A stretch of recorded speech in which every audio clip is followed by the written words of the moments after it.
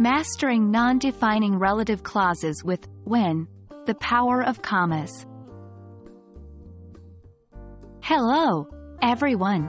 Welcome back to our series on mastering intermediate grammar.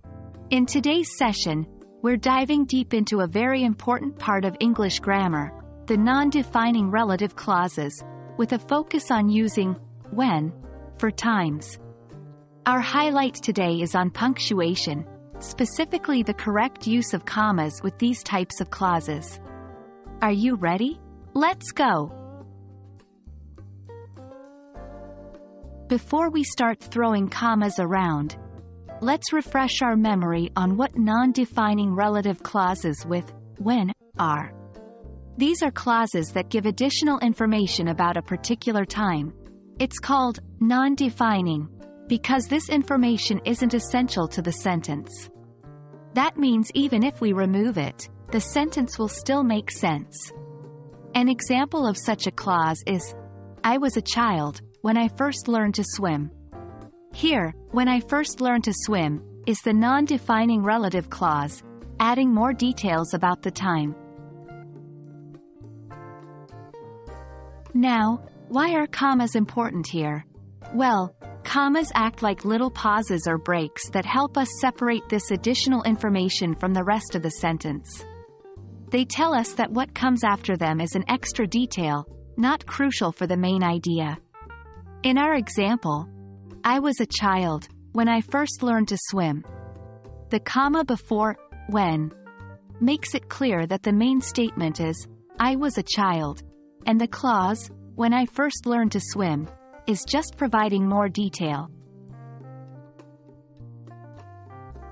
In non-defining relative clauses, we use commas to set off these clauses from the rest of the sentence. It's like they're saying, hold on, here comes some extra information. Remember, if you're using when to introduce a non-defining clause, a comma should come before when. And if the clause is in the middle of the sentence, it should be surrounded by commas. For example, my birthday, when I usually throw a party, is coming up. A common mistake in using non-defining relative clauses is forgetting to use a comma, which could lead to confusion. For instance, I met her in 2020 when the pandemic started. Without the comma, this sentence suggests that 2020 was when the pandemic started, which may not be the speaker's intention. But if we add a comma, I met her in 2020, when the pandemic started, the sentence is telling us additional information about 2020, not necessarily implying that the pandemic started that year. That brings us to the end of our lesson on punctuation in non-defining relative clauses with when. Remember, commas are your friends in non-defining relative clauses.